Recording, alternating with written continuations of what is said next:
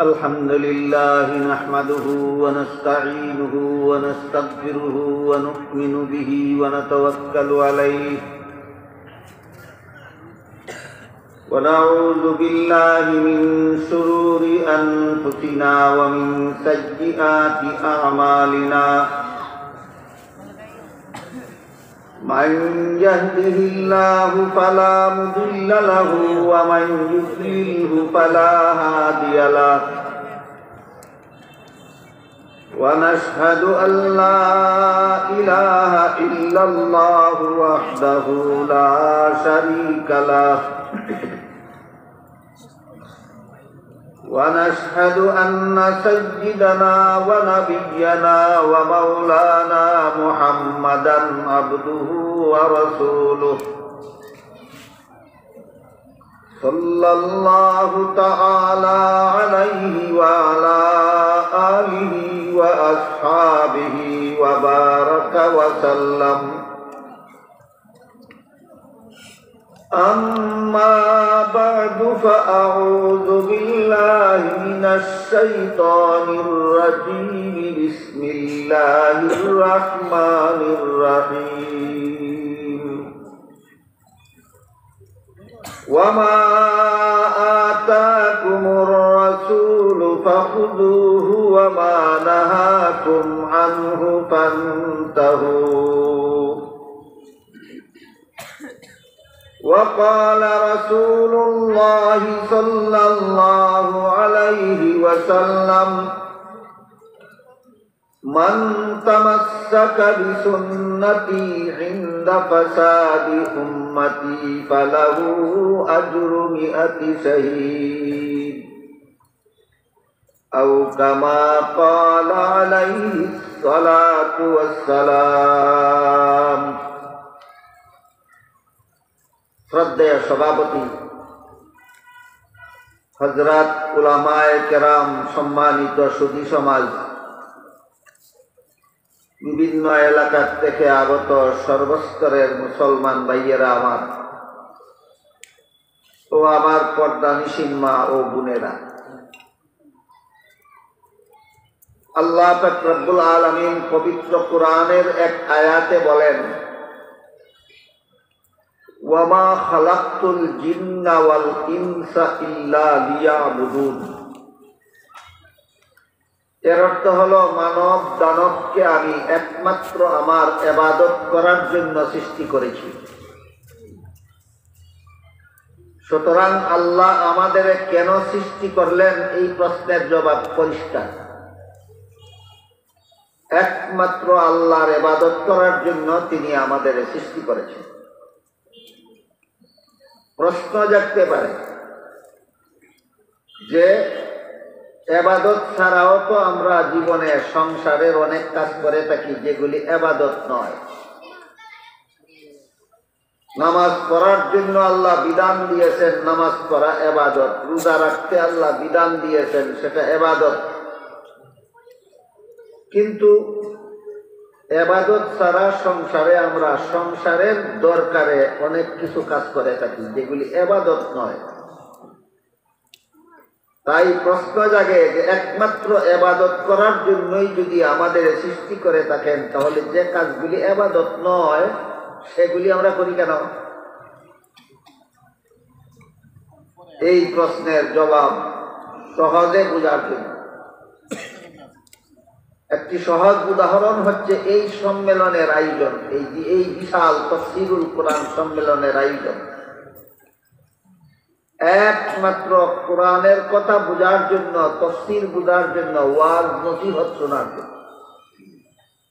খুব সংক্ষেপে বললে বলা যায়, সম্মেলনের আয়োজন একমাত্র ওয়াজের জন্য।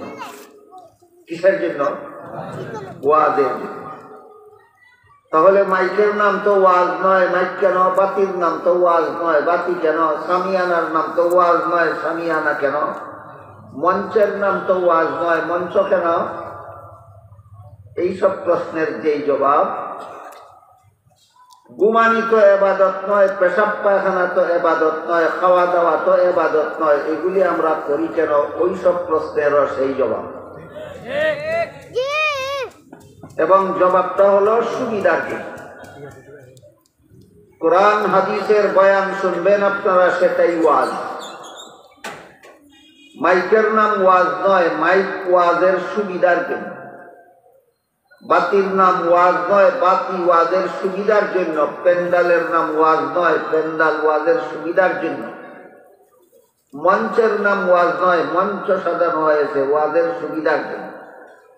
ঠিক তেমনি ভাবে খাওয়া দাওয়ার নাম এবাদত নয়, পেশাব পায়খানা করার নাম এবাদত নয়, ঘুমানির নাম এবাদত নয়। কেন করি? এবাদতের সুবিধার জন্য। বুঝে না আসলে 24 ঘন্টা খাওয়া দাওয়া বন্ধ করে দেখুন এবাদত করতে কেমন সুবিধা হয়। 24 ঘন্টা পেশাব পায়খানা বন্ধ রেখে দেখুন এবাদত করতে কেমন সুবিধা হয়। 24 ঘন্টা ঘুম বন্ধ রেখে দেখুন এবাদত করতে কেমন সুবিধা হয়। কাজেই যদিও আল্লাহ আমাদের সৃষ্টি করেছেন শুধুমাত্র তার ইবাদত করার জন্য, কিন্তু আমরা সংসারের বিভিন্ন কাজ করে থাকি এইগুলি করার জন্য আমাদের সৃষ্টি করেননি। তারপর এইগুলি করে থাকি শুধু ইবাদতের সুবিধা। এই প্রসঙ্গে সবচেয়ে বড় গুরুত্বপূর্ণ কথা যেটা হইল, এই সম্মেলনের মঞ্চ সাজিয়ে, প্যান্ডাল টানিয়ে, বাতি জ্বালিয়ে, মাইক ফিট করার পর যদি বয়ান না হয়, ওয়াজ না হয়, তাহলে যেমন এই সমস্ত আয়োজন বৃথা ছাড়া আর কিছু নয়। ঠিক তেমনি ভাবে যারা ঠিক মতো খায়, ঠিক মতো ঘুমায়, ঠিক মতো পেশাব পায়খানা করে, ঠিক মতো সংসারের কাজ করে, কিন্তু ইবাদত বন্দেগী করে না, তাদের সংসারের কাজ মানব কুলে জন্মগ্রহণ করা বৃথা ছাড়া আর কিছু নয়। আমি আপনাদের বোঝার সুবিধার্থে আবার বলি, এই সম্মেলনের সব আয়োজন করার পরে যদি তাফসীর না হয়, তাইলে আয়োজনটা সফল না বিফল? ঠিক তেমনি ভাবে যেই লোকে সংসারের সকল কাজ করে, নামাজ রোজা ইবাদত বন্দেগী করে না, তার জীবনটা এই কথাটুকু বুঝলে আমাদের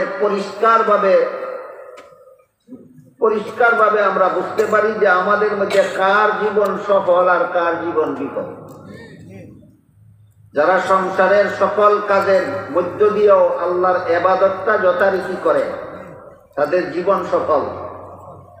যারা ইবাদত ছেড়ে দেয় সংসারের কাজের বাহানায়, এদের জীবন বিফল। আর যদি তাফসীর হয়, তাহলে মাইকের খরচেও তাফসীরের সব, প্যান্ডালের খরচেও তাফসীরের সব, বাতির খরচেও তাফসীরের সব।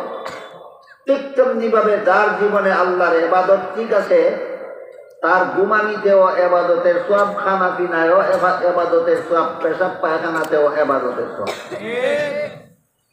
মর্মে হাদিস শরীফে রাসূল করিম সাল্লাল্লাহু আলাইহি ওয়াসাল্লাম বলেন, কেউ যদি এশার নামাজ জামাতের সাথে পড়ে ঘুমায়, ইবাদতটা ঠিক মতে করলো, ঘুমানিটাও ঠিক মতো নবীর সুন্নত তরিকা মতে ঘুমাইল, এশার নামাজ পড়লো, এটা ছিল আল্লাহর ইবাদত, আর ঘুমাইলো যে এটা ছিল তার সংসারের কাজ। আল্লাহর রাসূল বলেন, কেউ যদি ইবাদতটা ঠিক মতে করলো, এশার নামাজটা পড়লো জামাতের সাথে, এরপরে যে ঘুমাইলো, সংসারের কাজ করতে গেল, রাসূল বলেন অর্ধেক রাতের ঘুম তার ইবাদতে লেখা হয়। তারপরে আবার যখন ঘুম থেকে জাগার পরে ফজরের নামাজটাও জামাতের সাথে পড়ে, তখন বাকি অর্ধেক রাতের ঘুমও তার ইবাদতে লেখা হয়। এরপরে আল্লাহ রাসূল আরো ব্যাখ্যা করে বলেন, কাজেই যেই ব্যক্তি এশার নামাজও জামাতের সাথে পড়ে ঘুমাইল, আবার ঘুম থেকে জাগার পরে ফজরের নামাজটাও জামাতের সাথে পড়ল, এই যে এশার নামাজ ফজরের নামাজ যে ঠিক মতে পড়লো, ইবাদতটা ঠিক মতে করলো, এই জন্য রাসূল বলেন এশার থেকে ফজর পর্যন্ত সারা রাত ভর এই লোকটা যত ঘুমাইল, সারা রাতের ঘুম তার ইবাদতে লেখা হয়। সুতরাং এই সংসারের কাজগুলি করেও ইবাদতের সওয়াব পায় কারা? ইবাদতগুলি ঠিক মতে করে যায়। কাজেই আল্লাহ যে বলেছেন কোরআনে, আমি তোমাদেরকে একমাত্র আমার ইবাদত করার জন্য সৃষ্টি করেছি, এটাই আমাদের জীবনের একমাত্র কাজ। মানুষের জীবনের একমাত্র কাজ হলো আল্লাহর ইবাদত করা। এই ইবাদতের জন্যই আল্লাহ আমাদের সৃষ্টি করেছেন। সংসারের কাজ যা করি সবগুলি শুধুমাত্র ইবাদতের সুবিধার জন্য করি। সংসারের কাজ করার জন্য, ঘুমানোর জন্য আল্লাহ আমাদেরকে মানুষ বানাননি। খানা পিনার জন্য আল্লাহ আমাদেরকে মানুষ বানাননি। পেশাব পায়খানা করার জন্য আল্লাহ আমাদেরকে মানুষ বানাননি। ওইগুলি গরু ছাগলেও করতে পারে, গাধাও ঘুমাইতে পারে, গরু ছাগলও খানা পিনা করতে পারে, কুকুরেও বাচ্চা জন্ম দিতে পারে। কিন্তু নমাজ রোজা কোন কোন জীব জানুয়ারে করতে পারে? তবে পরিষ্কার হয়ে গেল জানুয়ারের কাজ কোনটা আর মানুষের কাজ কোনটা। পরিষ্কার হইল কিনা? পরিষ্কার হইল। আরো বড় মজার ব্যাপার, কেউ যদি ঠিক মতো খায়, ঠিক মতো ঘুমায়, ঠিক মতো পেশাব পায়খানা করে, ঠিক মতো বাচ্চা জন্ম দেয়, ঠিক মতো বাচ্চা লালন পালন করে, নমাজ রোজা ইবাদত বন্দেগী ধার ধারে না, কিয়ামতের দিন আল্লাহ জিজ্ঞাসা করবে, ঘুমানোর জন্য তোমাকে মানুষ বানাইছিলাম না, ঘুমানোর জন্য গাধা তোমার চেয়ে বেশি ঘুমাইতে পারে। খাওয়া দাওয়ার জন্য তোমাকে মানুষ বানাইছিলাম না, গরু ছাগল তোমার চেয়ে বেশি খাইতে পারত। বাচ্চা জন্ম দেওয়ার জন্য তোমাকে মানুষ বানাইছিলাম না, কুকুর তোমার চেয়ে বেশি বাচ্চা জন্ম দিতে পারত। তোমাকে মানুষ বানাইছিলাম নামাজ রোজা ইবাদত করার জন্য। কাজেই যে কাজের জন্য বানাইছিলাম সেই কাজ যেহেতু করলে না, তুমি জানোয়ারের কাজগুলি কেন করলে জবাব দাও। মানুষের কাজ করছে না, শুধু জানোয়ারের কাজ করছে, শুধু জানোয়ারের কাজ। হিসাব দিতে হবে হাসরের মাঠে কাদের, যারা আসল কাজ বাদ দিয়ে আনুষঙ্গিক কাজ নিয়ে জীবন কাটায়, এদের হাসরের মাঠে হিসাব দিতে হবে। আর যারা আনুষঙ্গিক কাজগুলি শুধু আসল কাজের সহায়ক হিসেবে করে, এদের আনুষঙ্গিক কাজ ইবাদতেই লেখা হয়ে যাবে। এদের কোনো হিসাব নিসাব লাগবে না, বিনা হিসাবে জানাতে যাবে। এতক্ষণে আমি আপনাদের বুঝাবার চেষ্টা করেছি যে মানুষের জীবনের একমাত্র আসল কাজ হলো আল্লাহর ইবাদত করা। আল্লাহ মানুষ সৃষ্টি করেছেন শুধুমাত্র তার ইবাদত করার। এবার দ্বিতীয় কথাটা বলার চেষ্টা করি। আল্লাহ পাক রব্বুল আলামিন হযরত আদম আলাইহিস সালাম থেকে নিয়ে মুহাম্মদুর রাসূলুল্লাহ সাল্লাল্লাহু আলাইহি ওয়াসাল্লাম পর্যন্ত লক্ষাধিক নবী রাসূল পাঠিয়েছেন কেন? এতক্ষণে বুঝলাম মানুষ সৃষ্টি করেছেন কেন? আল্লাহর ইবাদত করার জন্য। এখন বোঝার চেষ্টা করি নবী রাসূল পাঠালেন কেন? এই প্রশ্নের জবাব হলো ইবাদতের নিয়ম শিক্ষা দেওয়ার জন্য। এই প্রশ্নের জবাব হলো ইবাদতের নিয়ম শিক্ষা দেওয়ার জন্য। নবী রাসূল পাঠিয়েছেন দুনিয়ার মানুষকে ইবাদতের নিয়ম শিক্ষা দেওয়ার জন্য। কোনটা ইবাদত, কোনটা ইবাদত নয়, কোন ইবাদত কোন নিয়মে করতে হবে, কোন পদ্ধতিতে করলে ইবাদতটা গ্রহণযোগ্য হবে, কোন পদ্ধতিতে করলে ইবাদতটা গ্রহণযোগ্য হবে না, এই সমস্ত ইবাদতের নিয়ম পদ্ধতি শিক্ষা দেওয়ার জন্য আল্লাহ পাক রব্বুল আলামিন লক্ষাধিক নবী রাসূল পাঠিয়েছেন। আরেকটা প্রশ্ন আছে, তাহলে পরিষ্কার হয়ে গেল মানুষের কাজ হলো আল্লাহর ইবাদত করা, আর নবী রাসূলের কাজ হলো মানুষকে ইবাদতের নিয়ম শিক্ষা দেওয়া। মানুষের কাজ হলো ইবাদত করা, আর নবী রাসূলের কাজ হলো মানুষকে ইবাদতের নিয়ম শিক্ষা দেওয়া। তাইলে তারা নিজেরা ইবাদত করেন কেন? না নবী রাসূলে ইবাদত করেন না? ইবাদত তো মানুষের কাজ, আর নবীর কাজ তো ইবাদতের নিয়ম শিক্ষা দেওয়া। তারা মানুষকে ইবাদতের নিয়ম শিক্ষা দিবেন, নিজেরা ইবাদত করেন কেন? এর জবাব পরিষ্কার ভাবে এক আয়াতে পাওয়া যায়। আল্লাহ বলেন, কুল সুবহানা রাব্বি হাল কুনতু ইল্লা বাশারার রাসূলা। হে রাসূল করিম সাল্লাল্লাহু আলাইহি ওয়াসাল্লাম, আপনি বলে দিন আমি আল্লাহর শরীকদার নই, আল্লাহ শরীকদারিত্ব থেকে আল্লাহ পবিত্র। আমি কি? আমি মানুষও রাসূলও। আল্লাহ আমাদের নবীকে নির্দেশ দিয়া বলেন কোরআনে যে আপনি ঘোষণা করে দিন আমি মানুষও রাসূলও। তাইলে নবী ইবাদত করেন কেন? মানুষ হওয়ার কারণে। নবী আমাদেরকে নিয়ম শিক্ষা দেন কেন? রাসূল হওয়ার কারণে। নবীর এক কাজ, মানুষের এক কাজ। আমরা মানুষ কিন্তু নবী না, এই কারণে আমাদের কাজ শুধু ইবাদত করা। আর নবী মানুষও, নবীও। এই জন্য মানুষ হিসাবে তার দায়িত্ব ইবাদত করা, আর নবী হিসাবে তার দায়িত্ব হলো উম্মতকে ইবাদতের নিয়ম পদ্ধতি শিক্ষা দেওয়া।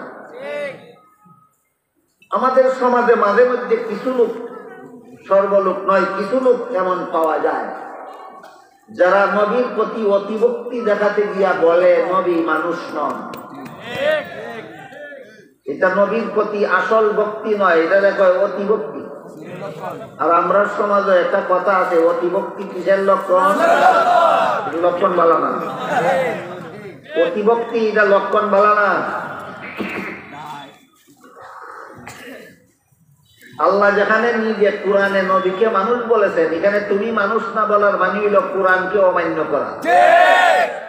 কোরআনকে অমান্য করলে আশিকে রাসূল হয় না, কোরআনকে অমান্য করলে মুমিন মুসলমান থেকে খারিজ হয়ে যায়।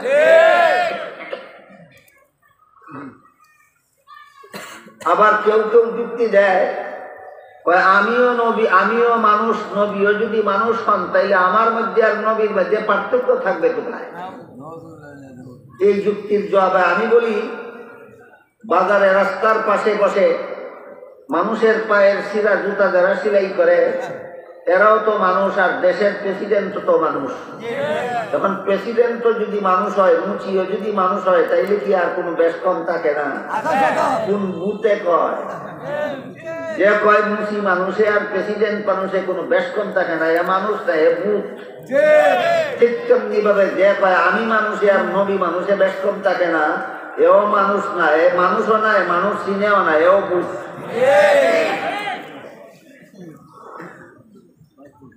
কাজেই আল্লাহ পাক রব্বুল আলামিন আমাদেরকে মানুষ হিসাবে সৃষ্টি করেছেন একমাত্র আল্লাহর ইবাদত করার জন্য, আর নবী রাসূল পাঠিয়েছেন আমাদেরকে ইবাদতের নিয়ম শিক্ষা দেওয়ার জন্য। তবে তাদের দায়িত্ব শুধু ইবাদতের নিয়ম শিক্ষা দেওয়া নয়, ইবাদত করাও তাদের দায়িত্ব। যেহেতু তারা শুধু নবী নন, তারা মানুষও রাসূল, মানুষও রাসূল। কোরআনের যে শব্দ দ্বারা আল্লাহ নবীকে মানুষ বলেছেন, সেই শব্দটা হইল বাশার। বাশারুন শব্দের অর্থ মানুষ। এখানে এসে যারা বলে নবী মানুষ না, এরা বাশারুন শব্দের একটা ভুল অর্থ করে, বলে নবী বাশার অর্থ মানুষ না, বাশার অর্থ মানুষের চামড়া। ভুল। বাশার অর্থ চামড়া নয়, বাশার অর্থ মানুষ। বুশরাতুন অর্থ চামড়া। একরকম না দুই রকম? একটু সময়ের জন্য যদি তোমার অর্থ মেনে নেই যে বাশারুন অর্থ চামড়া, তাহলে নবীর আল্লাহ যে বাশারুন পেয়েছেন এর অর্থ কি? বলে নবীর গায়ের চামড়াটা শুধু মানুষের। তাহলে চামড়ার ভিতরে যে এইগুলি কি, ওইগুলি আল্লাহর জাত। তাহলে তোমরা আল্লাহর জাত কি মানুষের চামড়া দিয়া প্যাকেট করা যায়? যে বিশ্বাস করে মানুষের চামড়া দিয়ে আল্লাহ প্যাকেট করা, এর তার ইমান তাকে কোথায়? এইগুলো আলতু ফালতু কথা।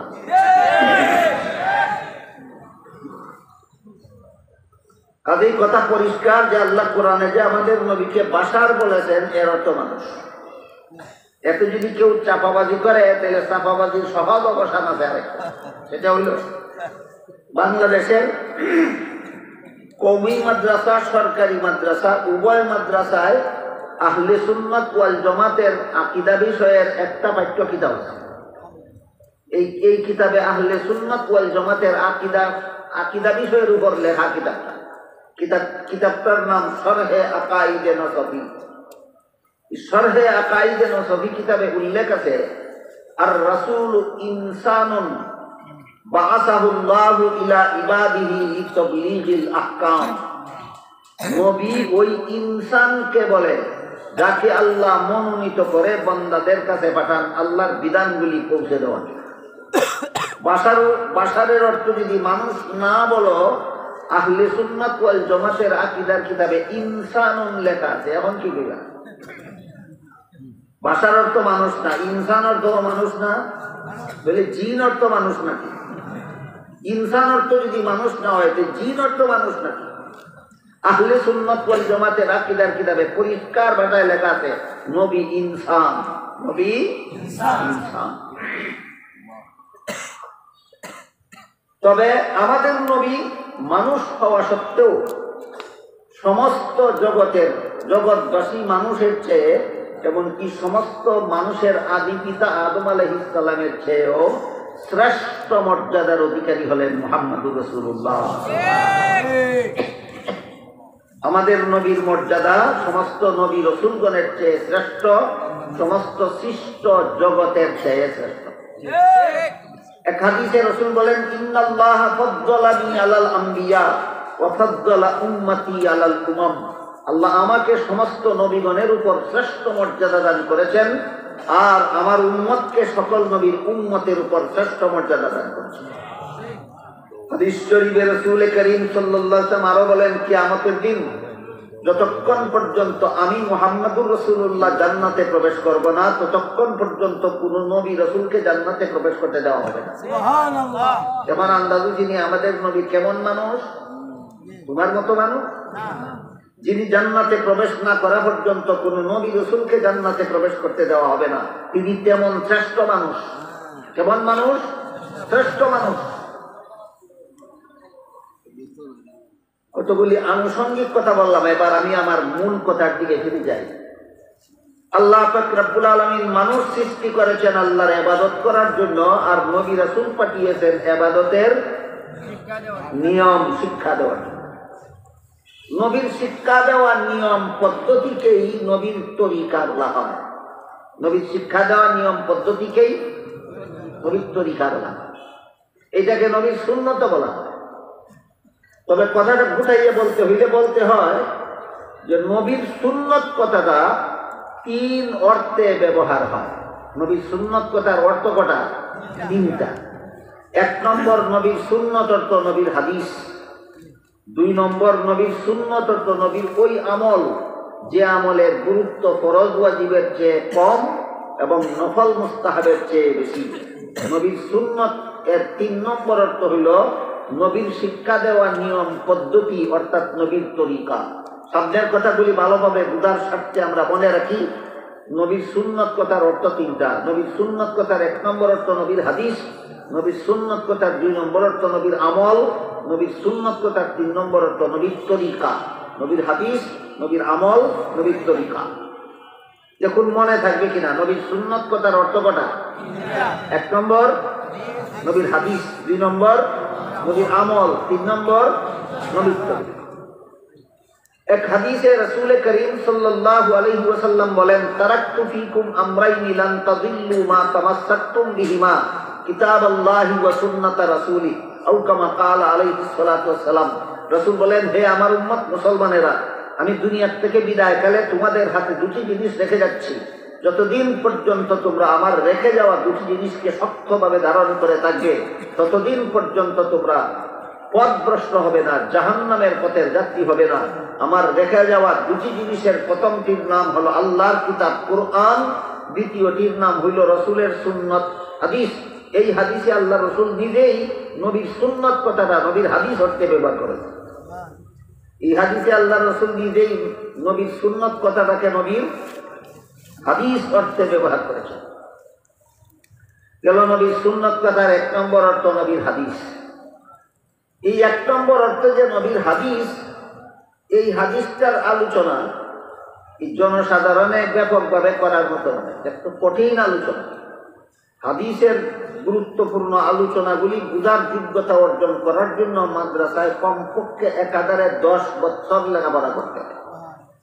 মাদ্রাসায় যারা একাধারে 10 বছর লেখাপড়া করেননি, তাদের জন্য হাদিসের আগাগোড়া বোঝা সম্ভব না। মাঝে মধ্যে হাঁকে হুকে কিছু হাদিস বোঝা সম্ভব। কথাটাকে আমি আপনাদেরকে বোঝাতে পারলাম। কাজে এই আলোচনার দিকে আমি যাচ্ছি না, এই কঠিন আলোচনার দিকে আপনাদেরকে নিয়ে যেতে চাই। নবীর সুন্নত কথার 2 নম্বর অর্থ নবীর আমল, যে আমল উম্মতের জন্য অনুকরণীয়, অনুসরণীয়। নবীর কিছু আমল আছে উম্মতের জন্য অনুকরণীয় নয়। যেমন নবী একত্রে নিজের ঘরে 9 বিবি রেখেছেন। একত্রে কত বিবি রেখেছেন? 9 বিবি। উম্মতের জন্য অনুকরণীয় নয়। কথা বুঝলেন কিনা দেখেন।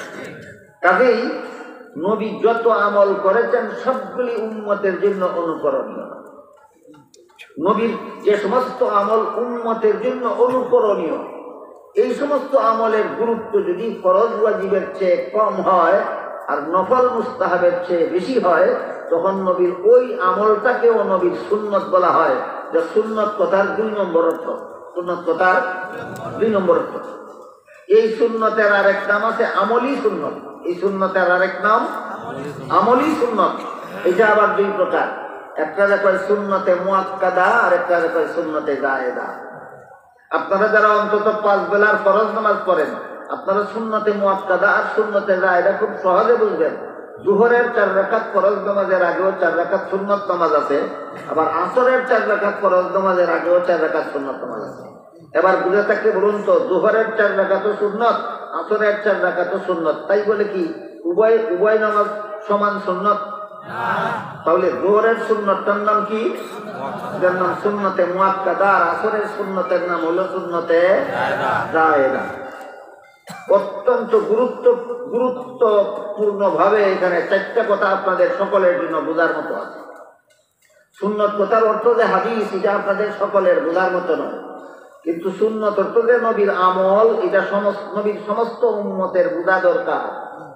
নবীর সুন্নতের দ্বিতীয় অর্থ যে নবীর আমল, এটা শুধু হাদিসের ক্লাসের ছাত্ররা বুঝলে চলবে, এটা নবীর সমস্ত উম্মতে বোঝা দরকার। হ্যাঁ, সমস্ত উম্মতে বোঝা দরকার। 2 নম্বর সুন্নত, আপনারা নবীর উম্মত হিসাবে আপনাদের সকলের বোঝা দরকার। 2 নম্বর সুন্নতের আরেক নাম সুন্নতে আমলি। এটা 2 প্রকার, সুন্নতে মুআক্কাদা এবং সুন্নতে জায়েদা। এখানে আমাদের সকলের বোঝা দরকার যে 4টা কথা। 1 নম্বর, সুন্নতে মুআক্কাদা আমল করলে কি সুফল পাওয়া যাবে। 2 নম্বর কথা হইল সুন্নতে মুআক্কাদা লঙ্ঘন করলে কি ক্ষতি হবে। 3 নম্বর বোঝার মতো কথা হইল সুন্নতে জায়েদা আমল করলে কি উপকার হবে। 4 নম্বর কথা হইল সুন্নতে জায়েদা আমল না করলে ক্ষতি কি। কথা হইল 4টা। সুন্নতে মুআক্কাদা আমল করলে কি, না করলে কি। সুন্নতে জায়েদা আমল করলে কি হবে, না করলে কি হবে। কথা হইল 4টা। এই 4টা কথা নবীর উম্মত হিসাবে সমস্ত মুসলমানের জানা, বুঝা এবং জীবন ভর মনে রাখা দরকার। আমি একটা একটা করে বলি। সর্বপ্রথম হলো সুন্নতে মুআক্কাদা আমল করলে কি হবে। মুফাসসিরিন কেরাম তাফসীরের কিতাবে লিখেছেন, বিভিন্ন হাদিসের আলোকে পরিষ্কারভাবে প্রমাণিত হয়েছে, নবীর সুন্নতে মুআক্কাদা যারা নিয়মিতভাবে আমল করবে, তারা কিয়ামতের দিন নবীর খাস সুপারিশ লাভ করবে। সুন্নতে মুআক্কাদা নিয়মিত আমল করার সুফল নবীর শাফাআত পাওয়া যাবে। সুন্নতে মুআক্কাদা নিয়মিত আমল করার সুফল কিয়ামতের দিন নবীর শাফাআত পাওয়া যাবে। তবে সাধারণ শাফাআত না। হাশরের মাঠে নবীর একটা সাধারণ শাফাআত আছে, যেই শাফাআতের কারণে আল্লাহ সমস্ত বেদিন কাফিরেরও হিসাব নিকাশ শুরু করবেন। কোন বেদিন কাফিরের হিসাব নিকাশ হাশরের মাঠে শুরু হবে না আমাদের নবীর সুপারিশ ছাড়া। এটা খাস সুপারিশ না, এটা সাধারণ সুপারিশ। আমাদের নবীর যে সুপারিশে বেদিন কাফিরেরও হিসাব নিকাশ শুরু হবে, এটা বিশেষ সুপারিশ না সাধারণ সুপারিশ? হ্যাঁ, সাধারণ সুপারিশ। হাশরের মাঠে আমাদের নবীর বিশেষ কিছু সুপারিশ হবে, যেইগুলো কোনো বেদিন কাফিরে পাবে না, একমাত্র মুমিন মুসলমানে পাবে। ওই সুপারিশগুলিকে নবীর খাস সুপারিশ বলা হয়।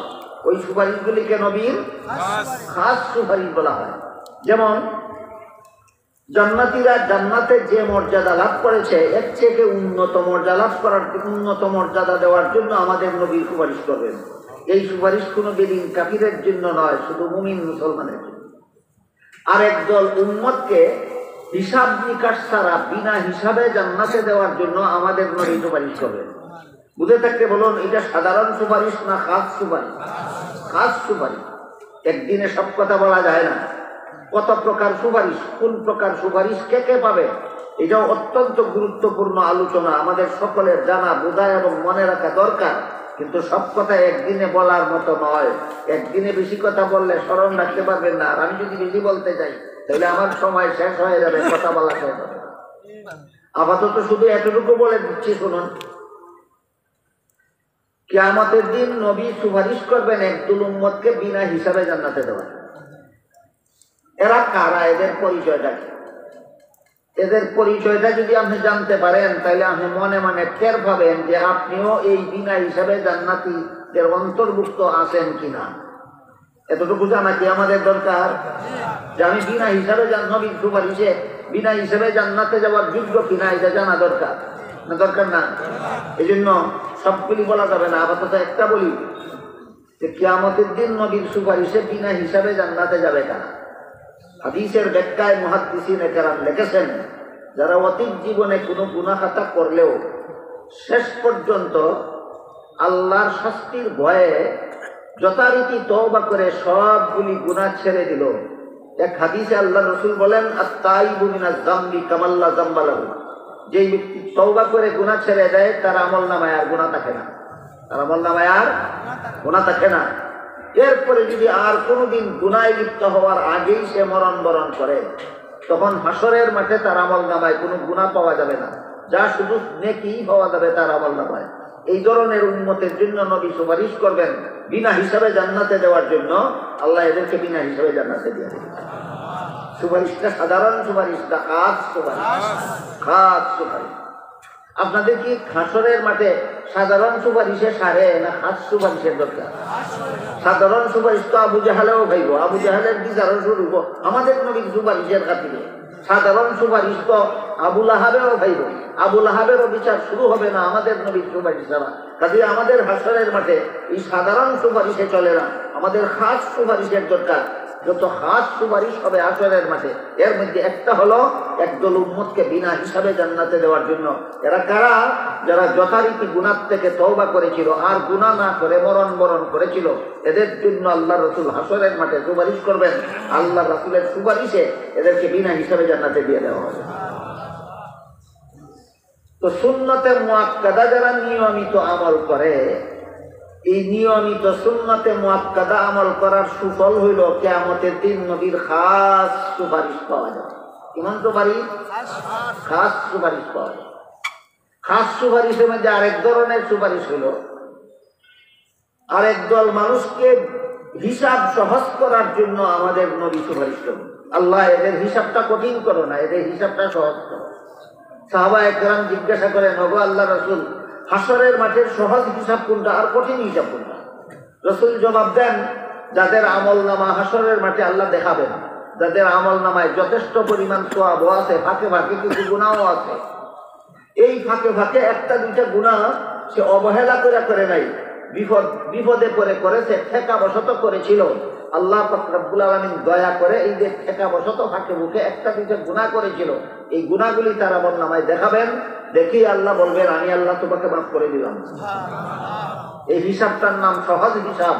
এই সহজ হিসাবটাও আমাদের নবীর একটা খাস সুপারিশ। এই সহজ হিসাবটাও আমাদের নবীর একটা খাস সুপারিশ।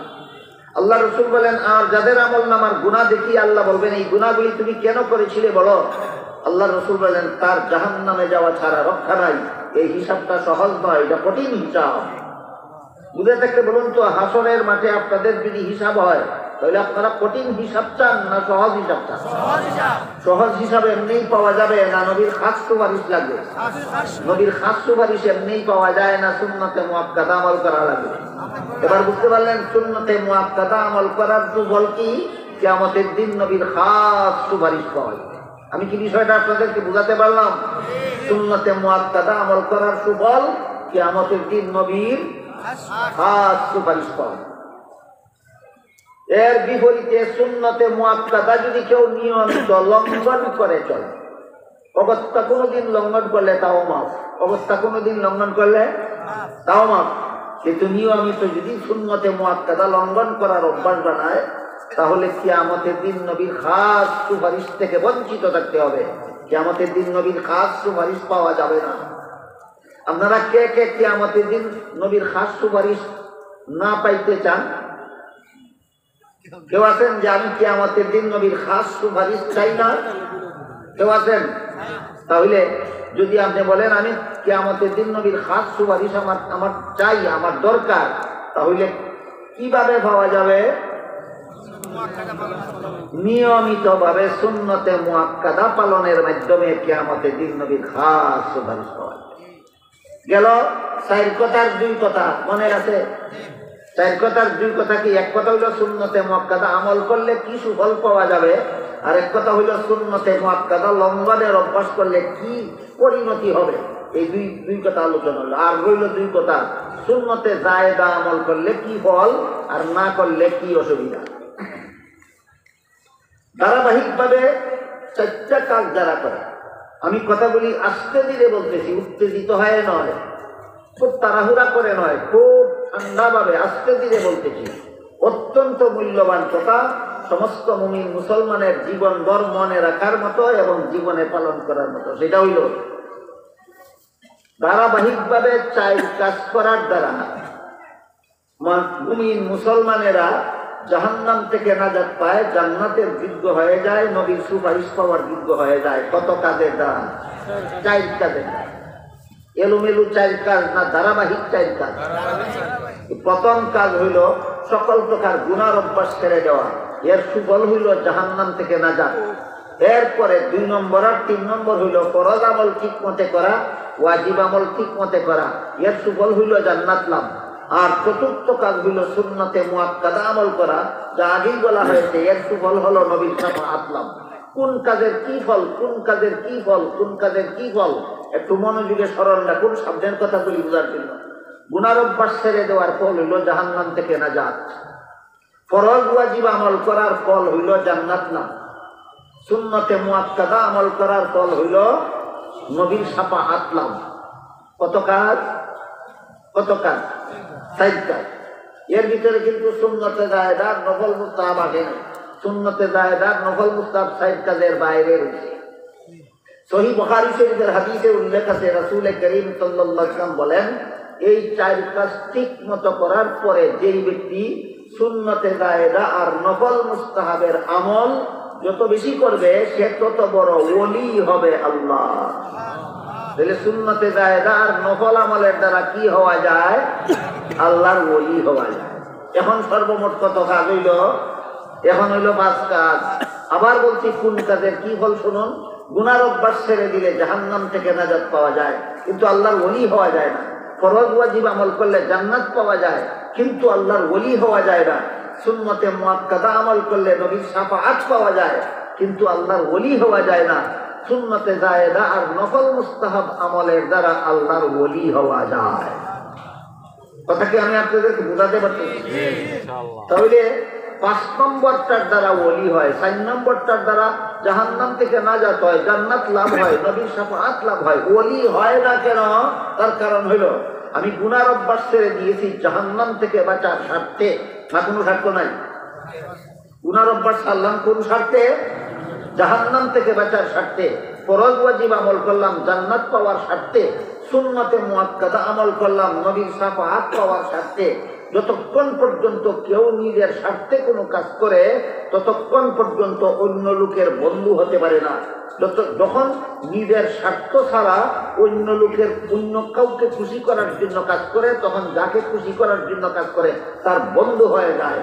ঠিক তেমনি ভাবে বান্দা যখন গুনার অভ্যাস ছেড়ে দেয় জাহান্নাম থেকে বাঁচার স্বার্থে, আল্লাহর ওলি হতে পারে না। ওলি শব্দের অর্থ বন্ধু, আল্লাহর বন্ধু হতে পারে না। তুমি গুনার অভ্যাস ছেড়ে দিয়েছো, আমি আল্লাহকে খুশি করার জন্য নয়, তোমার একটা স্বার্থে গুনার অভ্যাস ছেড়ে দিয়েছো, জাহান্নাম থেকে বাঁচা। তুমি ফরজ ওয়াজিব আমল করেছো, আমি আল্লাহকে খুশি করার জন্য নয়, তুমি জান্নাত পাওয়ার স্বার্থে।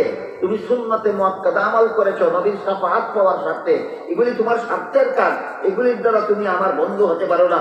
নফল বন্দেগী না করলেও জাহান্নাম থেকে বাঁচা যায়, নফল বন্দেগী না করলেও জান্নাত পাওয়া যায়, নফল বন্দেগী না করলেও নবীর শাফাআত পাওয়া যায়। তাহলে যেই বান্দা নফল বন্দেগী করে নিজের স্বার্থে করে না, একমাত্র মওলাকে খুশি করার জন্য করে, এই জন্য আল্লাহ রাসূল বলেন মওলা তার উপর খুশি হয়ে মওলা তাকে তার বন্ধু হিসাবে গ্রহণ করেন, তাকেই আল্লাহর ওলি বলা হয়।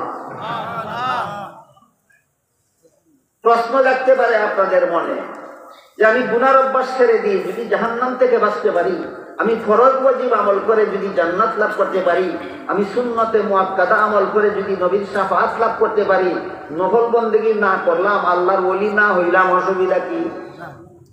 প্রশ্ন বুঝলেন? নফল বন্দেগী করলাম না, আল্লাহর বন্ধুও হইলাম না, অসুবিধা কি? কোনো অসুবিধা নাই, তবে একটা সুবিধার থেকে বঞ্চিত থাকতে হবে। কোনো অসুবিধা নাই, তবে একটা সুবিধার থেকে বঞ্চিত থাকতে হবে। সুবিধাটা কি? এই সুবিধাটা বোঝা দরকার। সেটা হলো হাদিস শরীফে রাসূল করিম সাল্লাল্লাহু আলাইহি ওয়াসাল্লাম বলেন, জান্নাতীরা জান্নাতের সকল প্রকার নিয়ামত ভোগ করে যত আনন্দ পাবে, আল্লাহর দর্শন লাভ করে তার চেয়ে বেশি আনন্দ পাবে। বুঝে থাকলে বলুন, জান্নাতের নিয়ামত ভোগ করার আনন্দ বেশি না আল্লাহকে দেখার আনন্দ বেশি? যে যত বড় ওলি হবে সে আল্লাহকে তত বেশি বেশি দেখার সুযোগ লাভ করবে। তাহলে আমি নফল বন্দেগীও করলাম না, আল্লাহর ওলিও হইলাম না, কোনো অসুবিধা নাই, কিন্তু একটা সুবিধার থেকে বঞ্চিত থাকতে হবে। কি? বেশি বেশি দেখার সুযোগ লাভ করা যাবে না। যে যত বড় ওলি হবে সে তত বেশি বেশি আল্লাহর সাক্ষাৎ লাভ করতে পারবে জান্নাতে। এতক্ষণে আমরা বুঝতে পারলাম সুন্নতে মুআক্কাদা আমল করলে কি হয়, না করলে কি হয়। সুন্নতে জায়েদা আমল করলে কি হয়, না করলে কি হয়। আমি একটা একটা করে জিজ্ঞেস করলে যে আশা করি বলতে পারবেন। বলুন তো, সুন্নতে মুআক্কাদা আমলের অভ্যাস করলে কি হয়? নবীর শাফাআত পাওয়া যায়। সুন্নতে মুআক্কাদা লঙ্ঘনের অভ্যাস করলে কি হয়? নবীর শাফাআত থেকে বঞ্চিত থাকতে হবে। সুন্নতে জায়েদা নফল মুস্তাহাব চাই কাজ করার পরে এগুলি আমল করলে কি হয়? আল্লাহর ওলি হওয়া যায়, আল্লাহর বন্ধু হওয়া যায়। আল্লাহ রসুল হাদিস শরীফে বলেন, নফল বন্দেগীর দ্বারা বন্দা যখন আল্লাহর বন্ধু হয়ে যায়, আল্লাহর ওলি হয়ে যায়, তখন বন্দার মুখ আল্লাহর মুখ হয়ে যায়, বন্দার হাত আল্লাহর হাত হয়ে যায়, বন্দার পা আল্লাহর পা হয়ে যায়। আর নফল বন্দেগী না করলে কি হয়? নফল বন্দেগী না করলে আল্লাহর বন্ধু হওয়া যায় না। জান্নাতে যাবেন, আল্লাহর দিদার পাবেন, কিন্তু আল্লাহর ওলিরা যত ঘন ঘন সাক্ষাৎ পাবেন, আপনি তত ঘন ঘন সাক্ষাৎ পাবেন। এবার নবীর সুন্নত কথার 3 নম্বর, হয়তো অনেকে ভুলে গেছেন ধারাবাহিকতা। বলতেছিলাম নবীর সুন্নত কথার 3টা অর্থ আছে। 1 নম্বর নবীর সুন্নত অর্থ নবীর হাদিস, 2 নম্বর নবীর সুন্নত অর্থ নবীর আমল, 3 নম্বর নবীর সুন্নত অর্থ নবীর তরিকা। নবীর হাদিস, নবীর আমল, নবীর তরিকা। নবীর হাদিস, নবীর আমল, নবীর তরিকা। এক হাদিসে রাসূল করিম সাল্লাল্লাহু আলাইহি ওয়াসাল্লাম বলেন, রমজান মাসে রোজা রাখার আমল আল্লাহ তোমাদের জন্য ফরজ করেছেন, আর তারাবিহের নামাজের আমল আমি রাসূল তোমাদের জন্য সুন্নত করেছি। এই হাদিসে নবী নিজেই নবীর আমলকে নবীর সুন্নত নামে আখ্যায়িত করেছেন। আরেক হাদিসে রাসূল বলেন, মান তামাসসাকা বিসুন্নতি ইল্লা ফাসাদি উম্মতি ফালাহু আজরু মিআতি শাহীদ। যে ব্যক্তি আমার উম্মতেরা যখন আমার সুন্নত থেকে দূরে সরে যাবে, সেই যুগে যারাই আমার সুন্নতে অটল থাকবে 100 শহীদের সব পাবে। এখানে নবীর সুন্নতে অটল থাকলে 100 শহীদের সব পাওয়া যাবে। এটা নবীর 1 নম্বর অর্থে নবীর সুন্নত নয়, 2 নম্বর অর্থে নবীর সুন্নত নয়, 3 নম্বর অর্থে নবীর সুন্নত, অর্থাৎ নবীর তরিকায় অটল থাকলে 100 শহীদের সব পাবে। অর্থগুলির পার্থক্য বোঝার অভাবে অনেকেই তর্জমা করতে এলোমেলো করে ফেলেন। বলেন একটা সুন্নত পালন করলে 100 শহীদের সব, মাথায় টুপি দেওয়া একটা সুন্নত, তার উপর পাগড়ি বান্ধা আর একটা সুন্নত, নবুজুর সময় মিসওয়াক করা আর একটা সুন্নত। একটা সুন্নত, 2টা সুন্নত, 3টা সুন্নত, 3 নম্বর অর্থেরটা হয় না, 2 নম্বর অর্থেরটা হয়। নবীর সুন্নতের অর্থ যে নবীর আমল, নবীর একটা আমল, 2টা আমল, 3টা আমল হয়। কাজী নবীর সুন্নত কথার 2 নম্বর অর্থ যেটা, এটারে একটা সুন্নত, 2টা সুন্নত, 3টা সুন্নত বলা যায়। কিন্তু নবীর সুন্নত কথার 3 নম্বর অর্থের যেটা নবীর তরিকা, এটা একটা সুন্নত, 2টা সুন্নত, 3টা সুন্নত না। সকল ইবাদত বন্দেগীতে নবীর শিক্ষা দেওয়ার পদ্ধতিকে নবীর সুন্নত বলা হয়, নবীর তরিকা বলা হয়। কথাটা কি বুঝাইতে বললাম আপনাদেরকে? তাহলে একটা সুন্নত, 2টা সুন্নত, 3টা সুন্নত হয় 3 নম্বর অর্থে না 2 নম্বর অর্থে? হ্যাঁ, 2 নম্বর অর্থে। 3 নম্বর অর্থে একটা সুন্নত, 2টা সুন্নত, 3টা সুন্নত না। যত ইবাদত আছে সকল ইবাদতে নবী যত নিয়ম শিক্ষা দিতেন সবগুলির সমষ্টির নাম নবীর সুন্নত। 3 নম্বর অর্থে এটার নাম নবীর তরিকা। একটা সহজ উদাহরণ দিচ্ছি। পুরুষের মুখে কমপক্ষে 1 মুষ্টি পরিমাণ লম্বা দাড়ি রাখা, কমপক্ষে 1 মুষ্টি পরিমাণ লম্বা দাড়ি রাখা হানাফি মাযহাব মতে ওয়াজিব, শাফিঈ মাযহাব মতে ওয়াজিব, মালিকি মাযহাব মতে ওয়াজিব, হাম্বলি মাযহাব মতে ওয়াজিব। তারপরেও বলা হয় তাকে দাড়ি নবীর সুন্নত।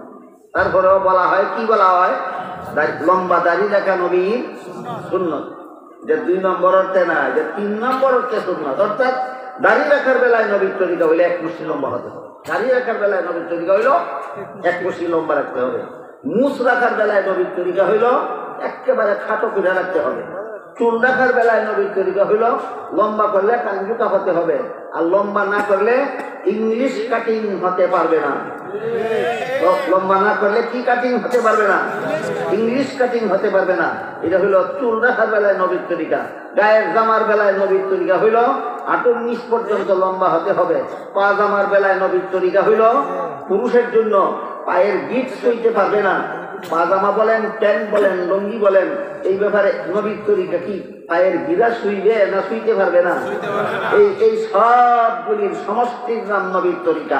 বুঝে থাকলে বলেন নবীর সুন্নত কথার 3 নম্বর যে নবীর তরিকা, এটা কি একটা সুন্নত, 2টা সুন্নত, 3টা সুন্নত, না সকল কাজে নবীর তরিকা? হ্যাঁ, সকল কাজে নবীর তরিকা। এটাকে 3 নম্বর অর্থে নবীর সুন্নত বলা হয়। এবার আমি আপনাদেরকে 1 নম্বর সুন্নতের বিপরীতটা কি সেটা বলবো। 2 নম্বর অর্থে নবীর সুন্নত এর উল্টাটা কি সেটা বলবো। 3 নম্বর অর্থে নবীর সুন্নতের বিপরীতটা কি সেটা বলবো।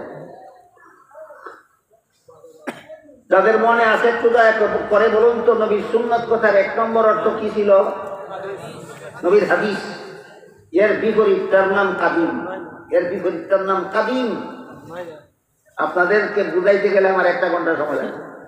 আগেই বলেছি যে আপনাদের আলোচ্য বিষয় নয়, এটা হাদিসের ক্লাসের ছাত্রদের আলোচ্য বিষয়। মনে আছে কথা? নবীর সুন্নত কথার 1 নম্বর অর্থ নবীর হাদিস। এর বিপরীতটার নামটা শুধু স্মরণ রাখুন, কাদিম। নামটা শুধু স্মরণ রাখুন, কি? কাদিম। আপনাদের বুঝার ব্যাপার না হাদিসের ক্লাসের ছাত্রদের বুঝার ব্যাপার?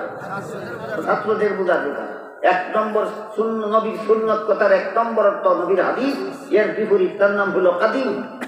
নবীর সুন্নত কথার 2 নম্বর অর্থ হলো নবীর আমল। এটা 2 প্রকার বলেছিলাম, একটা সুন্নতে মুআক্কাদা, একটা সুন্নতে জায়েদা। সুন্নতে মুআক্কাদার বিপরীতটার নাম মাকরুহ। এটা আপনাদের জানা দরকার, যে আপনাদের জানা দরকার, সমস্ত মুসলমানদের জানা দরকার, নবীর সমস্ত উম্মতের জানা দরকার যে সুন্নতে মুআক্কাদার বিপরীতটার নাম কি, সুন্নতে জায়েদার বিপরীতটার নাম কি। সুন্নতে মুআক্কাদার বিপরীতটার নাম হইল মাকরুহ।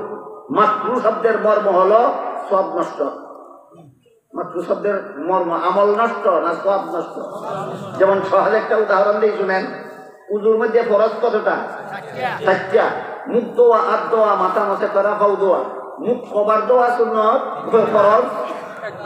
1বার দোয়া সুন্নত, 1বার দোয়া ফরজ, 3বার দোয়া সুন্নত। হাত 1বার দোয়া ফরজ, 3বার দোয়া সুন্নত। মাথা 4 ভাগের 1 ভাগ মোছা করা ফরজ, পূর্ণ মাথা মোছা করা সুন্নত। পাও 2টা গিট পর্যন্ত 1বার দোয়া ফরজ, 3বার দোয়া সুন্নত। এখন যদি কেউ 1বার মুখ ধোয়, 1বার হাত ধোয়, 4 ভাগের 1 ভাগ মাথা মোছা করে আর পাও 1বার ধোয়, তাহলে সুন্নতে মুআক্কাদা লঙ্ঘন করলো কিনা? উযু নষ্ট না সব নষ্ট? এই জায়গায় সুন্নতে মুআক্কাদার বিপরীতটার নাম মাকরুহ। আর মাকরুহের সারমর্ম হইল সব নষ্ট। মাকরুহের সারমর্ম কি? সব নষ্ট। বুঝতে পারতেছেন বিষয়? তাহলে এই বিষয়টা কি শুধু হাদিসের ক্লাসের ছাত্রদের বোঝা দরকার না নবীর সমস্ত মুসলমান উম্মতের বোঝা দরকার? হ্যাঁ, সমস্ত মুসলমান উম্মতের বোঝা দরকার। সুন্নতে মুআক্কাদা এর বিপরীতটার নাম মাকরুহ। মাকরুহের মর্ম হইল আমল নষ্ট না সব নষ্ট? সব নষ্ট। আর আমলি সুন্নতের 2য় প্রকার হইল সুন্নতে জায়েদা। সুন্নতে জায়েদার বিপরীতটার নাম আরবিতে খেলাফে আউলা, বাংলায় অনুত্তম। বাংলায় অনুত্তম। যেমন আসরের 4 রাকাত ফরজ নামাজের আগে 4 রাকাত সুন্নত নামাজ আছে, মুআক্কাদা না জায়েদা? জায়েদা। না পড়লে মাকরুহ হবে না, যে না পড়ার নাম মাকরুহ না, এটা না পড়ার নাম অনুত্তম। পড়লে উত্তম হইতো, না পড়ার কারণে উত্তম হইল না। পড়লে কি হইতো? উত্তম হইতো, না পড়ার কারণে উত্তম হইল না। এই হইল সুন্নতে জায়েদার বিপরীতটার নাম। তারপরে সুন্নত, নবীর সুন্নত কথার 3 নম্বর অর্থ কি বলেছিলাম? ধর্মের সকল কাজে নবীর শিক্ষা দেওয়া পদ্ধতি। ধর্মের সকল কাজে নবীর শিক্ষা দেওয়া পদ্ধতি, এটাকে সংক্ষেপে ইসলামী পরিভাষায় বলা হয় নবীর তরিকা। নবীর সুন্নত কথার 3 নম্বর অর্থ নবীর তরিকা। এর বিপরীতটার নাম বেদাত। এর বিপরীতটার নাম বেদাত। এবার আমি বেদাত এবং সুন্নতের পার্থক্য তুলে ধরে কতগুলি সুন্নত, 3 নম্বর অর্থে সুন্নত এবং বিপরীতটা যে বেদাত, এর কতগুলি উদাহরণ আপনাদের সামনে তুলে ধরছি, যাতে আপনারা সুন্নত এবং বেদাতের পার্থক্যটা সুস্পষ্টভাবে বুঝে নিতে পারেন। 5 বেলার নামাজের জামাতের জন্য নবীর সুন্নত হইল আযান দেওয়া, ইকামত দেওয়া। জানেন কিনা আপনারা? বিনা আজানে বিনা একামতে যদি কেউ 5 বেলার নামাজের জামাত করে, জামাত মাকরুহ হবে। জামাত কি হবে? মাকরুহ হবে। তো 5 বেলার নামাজের জামাতের বেলায় নবীর তরিকা হইল আজান দেওয়া, একামত দেওয়া। জুমার নামাজের জামাতের জন্য নবীর তরিকা হলো নবীর সুন্নত, মানে নবীর তরিকা হইল আজান দেওয়া, একামত দেওয়া। তাহলে 5 বেলার নামাজের জামাতের জন্য আজান একামত নবীর সুন্নত, জুমার নামাজের জামাতের জন্য আজান একামত নবীর সুন্নত। জানাজার নামাজার ঈদের নামাজে আজান একামত সুন্নতের খেলাফ। জানাজার নামাজ যদি কেউ আজান দেয় তাহলে নবীর সুন্নত কথার 3 নম্বর অর্থের বিপরীত করলো, বেদাত হবে। উজুর মধ্যে যদি 3 বার কুলি করে না, উজু বেদাত হবে না। উজুর মধ্যে যদি নাকে পানি দেয় না, উজু বেদাত হবে না। উজুর মধ্যে যদি 3 বার দেয় না, উজু বেদাত হবে না, মাকরুহ হবে। কেন? এটা 2 নম্বর সুন্নতের বিপরীত। 2 নম্বর সুন্নতের বিপরীত বেদাত হয় না, 2 নম্বর সুন্নতের বিপরীত মাকরুহ হয়, 3 নম্বর সুন্নতের বিপরীত বেদাত হয়। এই বিষয়গুলি যারা বুঝে না, এরা যেখানে মাকরুহ হয় এখানে বেদাতের হুকুম লাগাই দেয়, আর যেখানে বেদাত হয় এখানে মাকরুহ হুকুম লাগাই দেয়। এলুমেলু গঠায় দেয়। কি কারণে?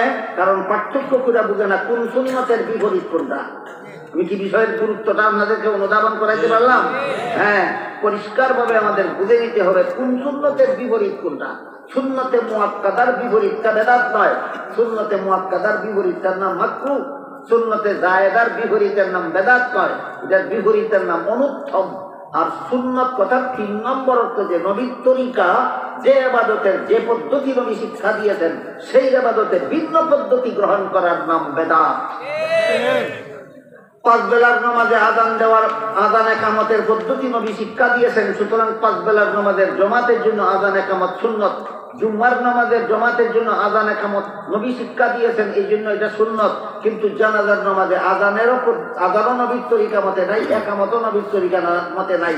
কাজে জানাজার নামাজে আজান দিলে আজানও বেদাত, একামত দিলে একামতও বেদাত। ঈদের নামাজে আজান দিলে আজানও বেদাত, ঈদের নামাজে একামত দিলে একামতও বেদাত। সুন্নতের বিপরীত কাজ করলো বেদাত হবে কেন? এটার 2 নম্বর অর্থে সুন্নত না, এটা 3 নম্বর অর্থে সুন্নত। এটার উল্টা করলেই বেদাত, এটার উল্টা করলেই বেদাত। যেইভাবে জানাজার নামাজে আজান দিলে আজান হবে বেদাত, জানাজার নামাজে একামত দিলে একামত হবে বেদাত, ঠিক তেমনি ভাবে জানাজার নামাজে কোরআন পড়লে কোরআন পড়া হবে বেদাত, জানাজার নামাজে রুকু করলে রুকু করা হবে বেদাত, জানাজার নামাজে সেজদা করলে সেজদা করা হবে বেদাত, জানাজার নামাজে সালাম দিলে দোয়া করলে দোয়া হবে বেদাত। ঠিক বললে হবে না, বেদাত কেন হবে সেটা বলতে হবে আপনাদের। আমি একটা একটা করে আবার বলি, জানাজার নামাজে আজান দিলে বেদাত হবে কেন? নবীর তরিকায় নাই। জানাজার নামাজের জামাতের জন্য একামত দিলে একামত বেদাত হবে কেন? নবীর তরিকায় নাই।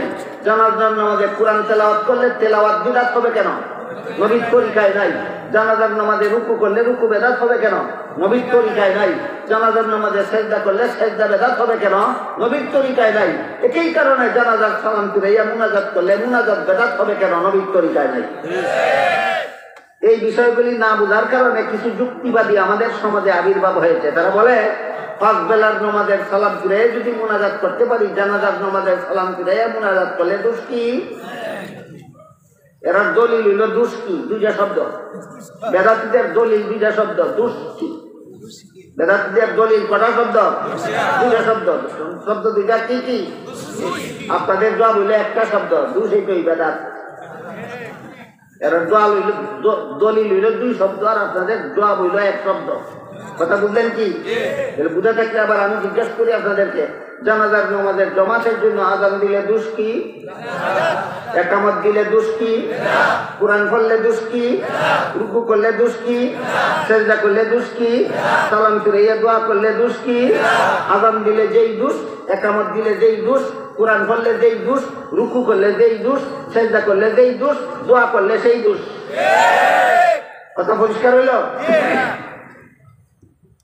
ঠিক তেমনি ভাবে আজান শেষ করার পরে দুরূদ শরীফ পড়া সুন্নত। দুরূদ শরীফ পড়ার পরে আজানের দোয়া পড়া সুন্নত। এখানে সুন্নত 3 নম্বর অর্থে। কত নম্বর অর্থে? 3 নম্বর অর্থে। আজান শুরু করার আগে দোয়া সুন্নত নয়, করলে দোষ কি? বুঝতে পারলেন কেন বেদাত? আজান শেষে দুরূদ শরীফ পড়া সুন্নত। আজান শুরু করার আগে দুরূদ শরীফ পড়া বেদাত কেন? এটা বোঝার জন্য এই দুরূদ নামাজে একটু ফিরে দেখি, এ সহজে বুঝে আসবে। বলুন তো, নামাজ শেষে সালাম ফিরাবার আগে দুরূদ শরীফ পড়া সুন্নত কিনা? তাহলে হাদিস শরীফে তো রাসূল বলেছেন, যে ব্যক্তি আমার প্রতি একবার দুরূদ শরীফ পড়বে তার প্রতি আল্লাহ 10 বার রহমত নাযিল করবেন, তার 10টা গুনাহ মাফ করে দেবেন, তার 10টা মর্যাদা বাড়িয়ে দেবেন। দুরূদ শরীফের হকিকত এটা স্বয়ং সম্পূর্ণ একটা বিষয়। এটা অন্তত 1.5 ঘন্টা আলোচনা করলে আমি তাদেরকে বুঝাতে পারবো দুরূদ শরীফের হকিকত। আমাদের সমাজে যারা দুরূদ শরীফ নিয়ে বেশি বাড়াবাড়ি করে, বেশি চেঁচামেচি করে, এরা দুরূদ শরীফের হকিকতই বুঝে না। আজকে সেই আলোচনার দিকে যাচ্ছি না, শুধু বলছি নামাজের শেষে সালাম ফিরাবার আগে দুরূদ শরীফ পড়া নবীর সুন্নত কিনা? সুন্নত। তাহলে দুরূদ শরীফের যেহেতু এত ফজিলত, রাসূল বলেন একবার দুরূদ শরীফ পড়লে আল্লাহ 10 বার রহমত নাযিল করেন, 10টা গুনাহ মাফ করেন, 10টা মর্যাদা বাড়িয়ে দেন। তাই এত বড় ফজিলতের দুরূদ শুধু নামাজের শেষে পড়বো কেন? নিয়ত বান্দার পরে সুবহানাকে পড়ার আগে একবার দুরূদ শরীফ পড়লে দোষ কি? নামাজের শুরুতে দুরূদ শরীফ পড়লে দোষ কি? এই প্রশ্নের যেই জবাব, আজানের আগে দুরূদ শরীফ পড়লে দোষ কি, সেই প্রশ্নের একই জবাব, সেই প্রশ্নের একই জবাব। হাদিস শরীফে রাসূল করিম সাল্লাল্লাহু আলাইহি ওয়াসাল্লাম বলেন, আল্লাহর পক্ষ থেকে আমার মুসলমান উম্মতের জন্য বাৎসরিক ঈদের ব্যবস্থা দেওয়া হয়েছে 2টা। কটা? 2টা। একটার নাম ঈদুল ফিতর, যা শাওয়াল মাসের 1ম তারিখে হয়, আর একটার নাম ঈদুল আযহা, যা জিলহজ মাসের 10 তারিখে হয়। বাৎসরিক ঈদ উম্মতের নবীর তরিকা মতো কটা? তাহলে 12ই রবিউল আউয়ালে আর একটা ঈদ করলে দোষ কি? দলিল কত শব্দ? জবাব কত শব্দ? রাসূল বলেছেন আমার তরিকা মতো আমার উম্মতের জন্য বাৎসরিক ঈদের সংখ্যা 2টা। 2টা ঈদের নাম সুস্পষ্ট ভাষায় সহিহ হাদিসে আল্লাহ রাসূল বলে দিয়েছেন। একটা ঈদের নাম ঈদুল ফিতর, আর একটা ঈদের নাম ঈদুল আযহা। ঈদুল ফিতর হয় শাওয়াল মাসের 1ম তারিখে, ঈদুল আযহা হয় জিলহজ মাসের 10 তারিখে। এই 2টা ঈদ হইল নবীর সুন্নত, নবীর তরিকা। 12ই রবিউল আউয়ালে আর একটা ঈদ করলে দোষ কি? বলতে হবে কেন বিদআত? এই ঈদেরও একটা ইতিহাস আছে বাংলাদেশের, সেই ইতিহাসটা কথায় কথায় আসলো বলে দেই। 1974 সালের আগে বাংলাদেশের কোনো মুসলমান কোনোদিন জশ্নে জুলুসে ঈদে মিলাদুন নবী পালন করেনি। কোন সালের আগে? 1974 সালের আগে বাংলাদেশের কোনো মুসলমান কোনোদিন জশ্নে জুলুসে ঈদে মিলাদুন নবী পালন করেনি। 1974 সালে পাকিস্তান থেকে এক বন্ডপীরকে চট্টগ্রামে আমন্ত্রণ করে আনা হয়েছিল। সেই বন্ডপীরের নাম ছিল তৈয়ব শাহ। পাকিস্তান থেকে আগত সেই বন্ডপীর তৈয়ব শাহ 1974 সালে চট্টগ্রামে বলে গিয়েছিল, আমার ভক্ত যারা তারা প্রত্যেক বছর 12ই রবিউল আউয়ালে জশ্নে জুলুসে ঈদে মিলাদুন নবী করবে। এরপরের থেকে বাংলাদেশে 1974 সালের পর থেকে বাংলাদেশে 12ই রবিউল আউয়ালে জশ্নে জুলুসে ঈদে মিলাদুন নবী চালু হয়। ঈদুল আযহা, ঈদুল ফিতর এবং ঈদুল আযহা মদিনা শরীফ থেকে আমদানিকৃত, আর জশ্নে জুলুসে ঈদে মিলাদুন নবী পাকিস্তান থেকে আমদানিকৃত। 2টা ঈদ হইল মদনী ঈদ, আর একটা ঈদ হইল পাকিস্তানি ঈদ। 2টা ঈদ মদনী ঈদ, আর একটা ঈদ পাকিস্তানি ঈদ। মদনী ঈদ সুন্নাত, পাকিস্তানি ঈদ বেদাত। মদনী ঈদ সুন্নাত, পাকিস্তানি ঈদ বেদাত। সুন্নত বেদাতের পার্থক্যটা ক্লিয়ার হইল? বলুন তো, কোন সুন্নতের বিপরীত তার নাম বেদাত? সুন্নত কথার 3 নম্বর অর্থ যে কোন ইবাদত কোন পদ্ধতিতে করার লাগবে। শুরুতেই বলেছি আল্লাহ আমাদেরকে মানুষ বানাইছেন আল্লাহর ইবাদত করার জন্য, আর নবী পাঠাইছেন ইবাদত মন গড়া পদ্ধতিতে করার জন্য, না নবীর শিক্ষা দেওয়া পদ্ধতিতে। এই নবীর শিক্ষা দেওয়া পদ্ধতির নাম ওই নবীর তরিকা। নবীর শিক্ষা দেওয়া পদ্ধতির নাম ওই নবীর তরিকা। চমৎকার একটা মজার কথা মুফাসসিরিনে কেরাম তাফসীরের কিতাবে লিখেছেন, আপনাদেরকে বলে দিচ্ছি, জীবনভর স্মরণ রাখবেন। সেটা হইল, যারা নবীর শিক্ষা দেওয়া পদ্ধতি মতে ইবাদত না করে, নিজের মন গড়া যুক্তিতে ইবাদত করে, এরা মুখের ভাষায় বলে না, কাজের দ্বারা ঘোষণা করে যে এই ব্যাপারে নবী জানতেন না, এই জন্য তিনি করেননি, আমি জানি এই জন্য করি। জানাজার নামাজের সালাম ফিরাইয়া নবী জীবনে কোনোদিন মুনাজাত করলেন না কেন? এখানে মুনাজাত করা যে ভালো কাজ, নবীর জানা নাই এই জন্য করেন নাই, আমার জানা আছে এই জন্য করি। এই উদাহরণ দিয়া মুফাসসিরিনে কেরাম তাফসীরের কিতাবে লিখেছেন, বেদাতীদের চেয়ে বেদাতীদের চেয়ে জঘন্যতম বেয়াদব নবীর দরবারে আর কেউ নয়। বেদাতীরা হলো নবীর দরবারের চরম বেয়াদব। কেমনে? এরা মুখে কিছু বলে না, কাজে কর্মে প্রমাণ করে যে জানাজার সালাম ফিরাইয়া মুনাজাত নবী করলেন না কেন? তিনি জানতেন না এই জন্য করেননি, আমি জানি এই জন্য করি। বেদাতীরা এত বড় বেয়াদব, তারা নিজেদেরকে নিজেরা নবীর থেকে বেশি জাননেওয়ালা দাবি করে। আযান দেওয়ার আগে দুরূদ শরীফ পড়া যে সওয়াব আছে, এটা নবী জানতেন না এই জন্য নবী বলেননি, আমি জানি এই জন্য আমি বলি। কেতটা বড় বেয়াদব হইলে এমন কাজ করতে পারে? এই জন্য হাদিস শরীফে রাসূল করিম সাল্লাল্লাহু আলাইহি ওয়াসাল্লাম বলেন, ইয়াকুম ওয়া মুহদাসাতিল উমুর ফা ইন্না কুল্লা মুহদাসাতিন বিদআতুন ওয়া কুল্লা বিদআতিন দালালাহ ওয়া কুল্লা দালালাতিন ফিন্নার। আও কামা ক্বালা আলাইহিস সালাতু ওয়াস সালাম। সাবধান আমার উম্মত মুসলমানেরা, ধর্মের কাজ, ইসলামের কাজ, ইবাদতের কাজ মন গড়াভাবে করবে না। মন গড়াভাবে করলেই হবে বেদাত, আর নবীর তরিকা মতে করলেই হবে সুন্নাত। ওইরকমই সুন্নত বিদআতের পার্থক্য। নবীর শিক্ষা দেওয়া পদ্ধতি মতে ইবাদত করলে এটার নাম সুন্নত ৩ নম্বর অর্থে, আর এর বিপরীত করলেই বেদাত। এর বিপরীত করলেই বেদাত। হাদিস শরীফে রাসূল করিম সাল্লাল্লাহু আলাইহি ওয়াসাল্লাম আরো বলেন, হারাম জানিয়া যারা হারাম কাজ করে এদের তওবা নসিব হয়, যারা সওয়াব জানিয়া বেদাত করে এদের তওবা নসিব হয় না। হারাম জেনে হারাম কাজ করলে, জানে যে হারাম, সুদ খায় জানে হারাম, কোনোদিন তওবা নসিব হতে পারে। ঘুষ খায় জানে এটা হারাম, কোনোদিন তওবা নসিব হতে পারে। মদ খায় জানে এটা হারাম, কোনোদিন তওবা নসিব হতে পারে। গাঞ্জা খায় জানে এটা হারাম, কোনোদিন তওবা নসিব হতে পারে। বেদাত করে, হারাম জানে না, সওয়াব জানে, তওবা নসিব হবে না। আল্লাহ রাসূল বলেন, বেদাতীদের কপালে তওবা নাই। কেন? হারাম জান্না করে না তো, সওয়াব জান্না করে, তওবা করবে কেন? হাদিস শরীফে রাসূল করিম সাল্লাল্লাহু আলাইহি ওয়াসাল্লাম আরো বলেন, বেদাতীদের কোনো ফরজ বন্দেগীও আল্লাহর কাছে কবুল হয় না, বেদাতীদের কোনো নফল বন্দেগীও আল্লাহর কাছে কবুল হয় না। কারণ এরা মুখে না কইলেও কাজে কর্মে বুঝায়। এত সব বেদাত আমরা করি, নবী করলেন না কেন? নবীর জানা ছিল না এই জন্য নবী করেননি, আমার জানা আছে এই জন্য আমি করি। এর থেকে বড় জঘন্যতম বেয়াদব নবীর দরবারে আর কেউ হতে পারে না। হাদিস শরীফে এই জন্য আল্লাহ রাসূল বলেন, ইয়াকুম ওয়া মুহদাসাতিল উমুর ফা ইন্না কুল্লা মুহদাসাতিন বিদআতুন ওয়া কুল্লা বিদআতিন দালালা ওয়া কুল্লা দালালাতিন ফিন্নার। আল্লাহ রাসূল বলেন, সাবধান আমার উম্মত মুসলমানেরা, ইবাদত তোমার মন গড়া মতো করার জন্য আল্লাহ নবী পাঠাইছেন না। ইবাদত নবীর তরিকা মতে করা হবে সুন্নাত। ইবাদত মন গড়া যুক্তি দিয়া করলেই হবে বেদাত। বেদাত করলে জান্নাতের পথ হারাবে, জান্নাতের পথ হারালে জাহান্নামে যেতেই হবে। তাহলে নবীর সুন্নত কথার দেখি মনে রাখতে পারলেন কিনা? নবীর সুন্নত কথার 1 নম্বর অর্থ নবীর হাদিস বিপরীতটার নাম কি? কাদিম। নবীর সুন্নত কথার 1 নম্বরটার নাম, নবীর হাদিস বিপরীতটার নাম কাদিম। নবীর সুন্নত কথার 2 নম্বর অর্থ নবীর আমলি সুন্নত।